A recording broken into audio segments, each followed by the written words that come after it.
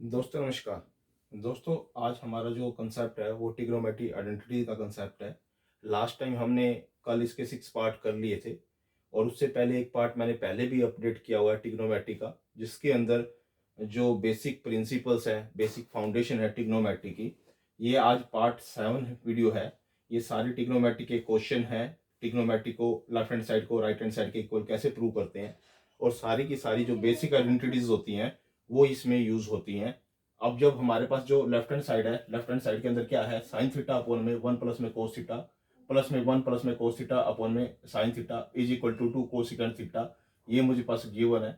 ये मेरी left hand side है और ये मेरी राइट हैंड साइड है।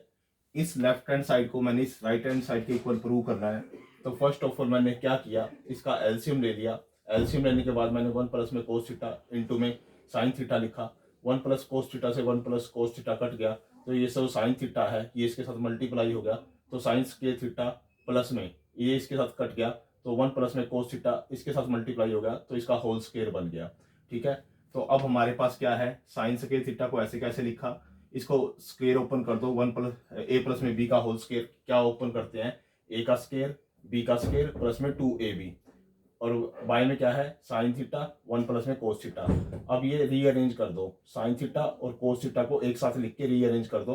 मैंने रीअरेंज कर दिया। नेक्स्ट स्टेप में 1 प्लस में कोस 2 थीटा ऐसे कैसे लिखा, बाय में जो डिनोमिनेटर चल रहा है उसको ऐसे कैसे लिखते जा रहा हूँ। अब साइन स्क्वायर थीटा प्लस में कोस स्क्वायर थीटा 1 के बराबर होता है, मैंने 1 लिख दिया, प्लस में 1 ये हो गया और 2 कोस थीटा ये ऐसे कैसे लिखा और नीचे का जो डिनोमिनेटर है वो वैसे का वैसे। अब ये 1 और 1 2 हो गया, मैंने 2 लिखा, प्लस में 2 कोस थीटा ऐसे कैसे लिखा। अब इसके बाद क्या है साइन थीटा इंटू में 1 प्लस में कोस थीटा। अब 2 कॉमन ले लियो आप इसमें से, 2 जैसे ही कॉमन लिया तो अंदर क्या रहेगा, यहाँ पे 1 रह गया और यहाँ पे क्या रहेगा प्लस में कोस थीटा अपॉन में साइन थीटा 1 प्लस में कोस थीटा। अब क्या होगा, इससे ये कट हो जाएगा। कट होने के बाद 2 अपॉन में साइन थीटा, 2 अपॉन में साइन थीटा ऊपर जाकर क्या हो जाएगा cosecant theta, which is my right hand side. यानी कि लेफ्ट हैंड साइड और राइट हैंड साइड इक्वल आ गए। अब मेरा यहाँ क्वेश्चन प्रूव हो गया। ये हमने इस तरह से किया। आप स्टेप बाय स्टेप बड़े प्यार से करो क्वेश्चन को, कोई भी स्टेप छोड़ना नहीं है, अच्छे से अंडरस्टैंडिंग करनी है, किस समय मैंने कौन सी ब्रेक डाउन किया है, कैसे मैंने कॉमन लिया है, ये आपको पता होना चाहिए। अब हमारे पास क्या है, जो सेकंड क्वेश्चन है, सेकंड क्वेश्चन के अंदर क्या दे रखा है, टेंजेंट थीटा माइनस में कोट थीटा अपॉन में साइन थीटा और cos theta is equal to secant square theta और कोसिकेंड स्क्वायर थीटा। एक तो इसके इक्वल प्रूव करना है, या फिर टेंजेंट स्क्वायर थीटा माइनस में कोट स्क्वायर थीटा। यानी कि इस लेफ्ट हैंड साइड को, इस लेफ्ट हैंड साइड को मेरे को या तो इसके इक्वल प्रूव करो और इसके इक्वल भी प्रूव करो। यानी एग्जाम में डायरेक्ट आपको इसके इक्वल प्रूव करना पूछ सकता है या इसके इक्वल प्रूव करना पूछ सकता है। फर्स्ट ऑफ ऑल क्या करो, आप ब्रेक डाउन करो टेंजेंट थीटा को। टेंजेंट थीटा को आप लिख सकते हो साइन थीटा बाय में कोस थीटा और कोट थीटा को लिख सकते हो कोस थीटा बाय बटे में साइन थीटा। और इनके बटे में दोनों में साइन थीटा और कोस थीटा है, वो दोनों के बटे में मैंने लिख दिया, इसके बटे में भी और इसके बटे में। यानी कि पहले टेंजेंट थीटा को मैंने ब्रेक किया साइन थीटा बटे में कोस थीटा और ये इसके बटे में था, ये ऐसे कैसे लिख दिया। कोस थीटा को मैंने ब्रेक किया कोस बटे में साइन और ये ऐसे कैसे इसके बटे में लिख दिया। अब ये क्या होगा, ये अपर या ये इसको लगा लो, ये नीचे आ जाएगा और साइन थीटा ऊपर आ जाएगा। साइन थीटा ऊपर आ गया, ये कोस नीचे आया तो कोस और कोस स्केयर हो गया और साइन थीटा रह गया, यानी कि ये ऐसे आ गया। और ये वाला जो है, ये साइन नीचे आ जाएगा तो साइन स्केयर बन जाएगा नीचे और कोस थीटा बन जाएगा, ऊपर कोस थीटा रह जाएगा। कोस थीटा और साइन स्केयर थीटा और कोस थीटा, क्योंकि देखो ये साइन थीटा यहाँ पर आएगा तो साइन की पावर 2 हो जाएगी, मैंने 2 लगा दी, और कोस थीटा ऐसे कैसे रखा और कोस थीटा ऊपर है। ठीक है। अब क्या करो नेक्स्ट स्टेप में, साइन थीटा से साइन थीटा यहाँ कट गया, यहाँ कोस थीटा से कोस थीटा कट गया, यहाँ रह गया 1 बटे में कोस स्केयर थीटा, यहाँ रह गया 1 माइनस में 1 बाय में साइन स्केयर थीटा।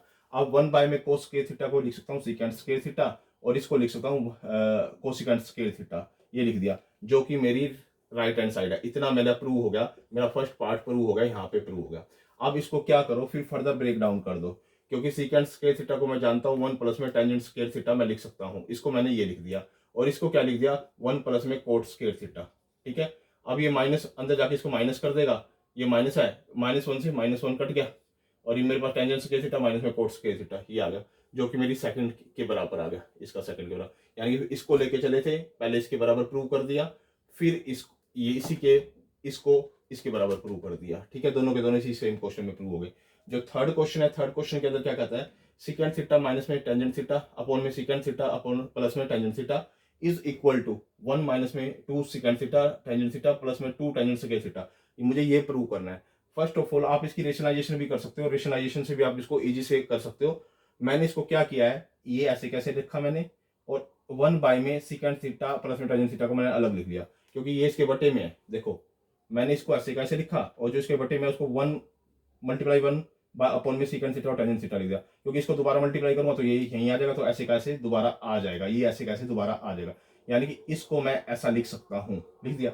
अब क्या करना है आपने, आप इसको या तो डायरेक्ट जान लो कि इसको मैं, अगर ये 1 बाय में है तो इसको मैं डायरेक्ट सीकेंट थीटा माइनस में टेंजेंट थीटा लिख सकता हूँ, सीकेंट थीटा और टेंजेंट थीटा लिख सकता हूँ। वो आया कैसे वो भी मैं आपको बता देता हूँ। जैसे ये है 1 बाय में सीकेंट थीटा और प्लस में टेंजेंट थीटा, इसको सोल्व करना है तो इसकी रेशनलाइजेशन करते होते हैं। सीकेंट थीटा माइनस में टेंजेंट थीटा ऊपर आ गया और सीकेंट थीटा माइनस में टेंजेंट थीटा नीचे आ गया, ठीक है। ऊपर रह गया सीकेंट थीटा माइनस में टेंजेंट थीटा, सीकेंट थीटा और टेन थीटा, और नीचे रह गया ए प्लस में भी और ए माइनस में भी, यानी कि ए का स्क्वायर माइनस में बी का स्क्वायर, ये होता है 1 के बराबर, ये होता है 1 के बराबर। तो हमारे पास ये बच गया, यानी कि इसको सोल्व करने के बाद मेरे पास ये बचता है, इसीलिए मैंने इसको इसको मैंने ये लिख दिया अगले स्टेप में, ठीक है।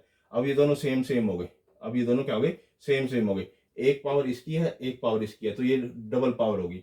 अब यहाँ पर a माइनस में b का होल स्क्वायर ओपन कर दो, यानी कि क्या होगा, a का स्क्वायर प्लस में b का स्क्वायर माइनस में 2ab, ये मैंने लिख दिया, ठीक है।